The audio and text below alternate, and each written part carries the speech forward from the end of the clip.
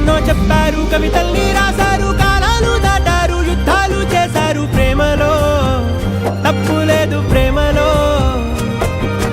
కథలెన్నో చెప్పారు, కవితల్ని రాశారు, కాలాలు దాటారు, యుద్ధాలు చేశారు. ప్రేమలో తప్పు లేదు.